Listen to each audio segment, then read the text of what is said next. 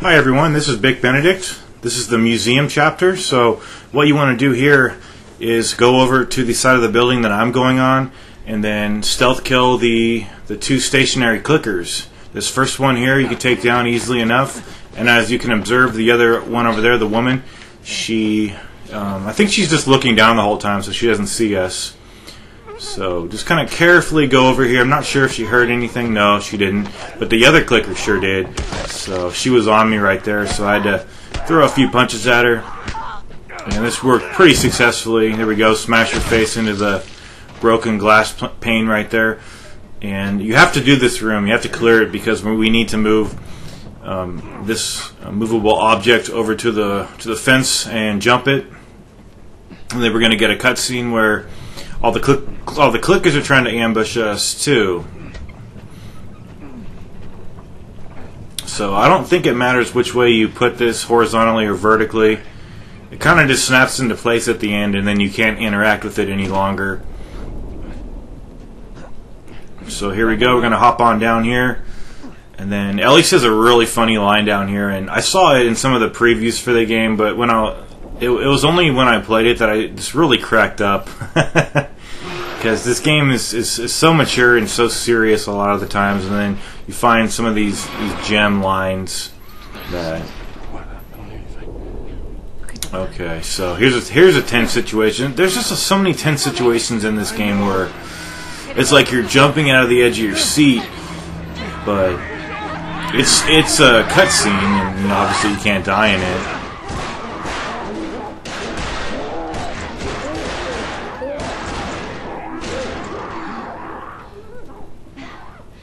Something on your shoe. That was funny. Okay, so I believe there are some pills inside this truck right here, and we're going to be introduced to our first crafting bench. When I saw that in Dead Space 3, I really didn't like it, and I still don't like it, but in this game it's fine. It works perfectly, not too tedious or cumbersome. And what I'm going to do is actually I'm just going to bypass that bench. There's no reason to upgrade anything, not for me anyway. We only have a couple of guns to actually do anything to. So there might be a shiv room door over here.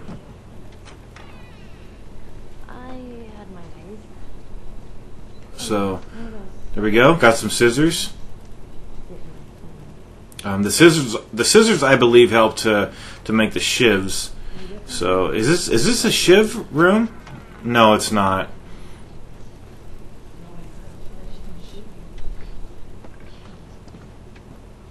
But I am going to be doing upgrades, and I'll be leaving them in real time. But I'll be trimming them out if I take too long, as I usually do, window shopping as it is. So, but I am going to be going over all of the upgrades that I think are important and crucial for every single weapon. And don't let anyone tell you that the bow is not good. It's extremely helpful for doing stealth kills, because that's the only weapon you can actually use and do a kill, and then the enemies won't get alerted, not unless anyone sees the actual kill go down or if anyone stumbles across the body. As far as that goes, sometimes the enemies will just go right past one of their fallen friends and not do anything. Other times they do react to it, so it's a little inconsistent, and I don't really care for it too much. But here's the museum section.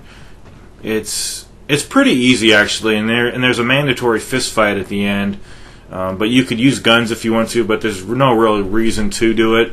And when I did this guide the first time, I suggested to players that they might be able to just sprint past the room, and it doesn't work. And I'll explain why when actually we get there. You saw me craft a shiv right there. That's only because we're going to get a checkpoint up ahead, and I don't want to have to craft the shiv every single time I reload a checkpoint. But in reality, what happened was I just did this in one take.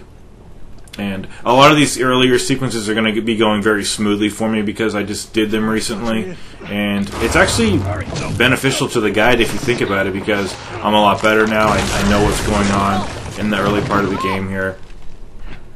I'm alive. So obviously now we can't go down to where Ellie and I always forget her name, Tess. I always confuse it with Marlene, but That's no matter.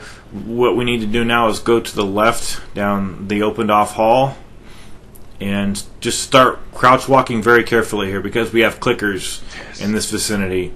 So my first objective is to get to the Shiv room door.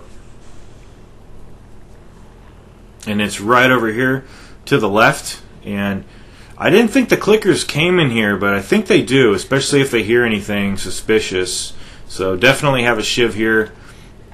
It's all well and good if you don't have one and you have the supplies, so just craft one. So we got some ammo. We got, looks like some kind of a bandage wrap right there. And then these two. We got 10 pills and I think scrap metal pieces too.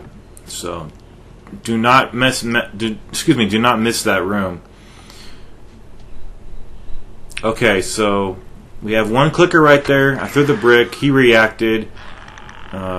But he didn't react in the way I wanted him to. He came really close to me over here. So grab the bottle in this room.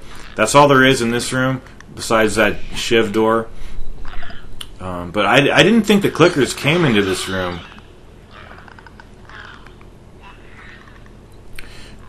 So I think, okay, so he started walking into the Shiv room door, and I'm going to just very slowly, you have to crouch walk slowly here. You cannot move the left analog stick all the way up. You have to, well, if you get into like this area, it's fine. It's all good. And the next enemy we're going to be facing is a runner, an infected guy, and I thought you had to stealth kill him, but be very carefully when you open the door. Just do a very slow crouch walk. In fact, just graze the analog stick with your thumb.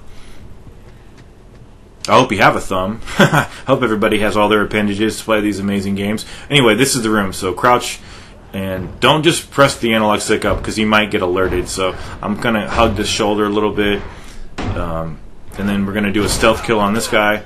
And this is going to be a chapter that's, I think, under 10 minutes long. So Tess is going to just, be resourceful on her own. Take care of that guy. Ellie went into the museum room here, so she's going to need assistance ASAP. So I got a checkpoint there, and you have to do this fight. If you don't do this fight and run out to the stairwell outside, it's all well and good. You can do that, but Ellie and Tess will not follow you, and they'll end up getting killed. And actually, the infected guys will run out of the window and chase you too, so there's no way around this situation. You have to do this. I would recommend just do a brawl. It's going to be a bloody brawl, but it's fun, and you won't have to waste any ammunition. Also, make sure you grab all the... I don't think there's any items in here except for... I don't really count the bricks and the bottles as items. They're just weapons to have on hand at all times whenever you can get them, because you can soften these guys up and then take them down, because hitting them... Melee hitting them with a brick or a bottle takes away a lot of their HP. I don't know how much it is, but it's a lot, because I know that a couple more swings after that, they're just down for the count. So one more guy left here.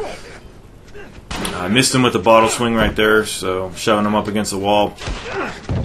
Going to town like Rocky here, kicking his ass, and that's it. I think there may be some there might be a pendant. I don't think the pendants ever come back once you get them, so that's why they probably might not be here for you. So that's the end of the level. All we need to do next is lay the plank from building to building, and we'll be going to the next section of the game, which is the Capitol building, and it's going to be a pretty long level, and it's somewhat tough. It's not the end of the world, but Stand back. It may take you some practice tries. There she is. That's our building. So I'll see you guys over there in the next section of my video guide and walkthrough. Thanks for the support.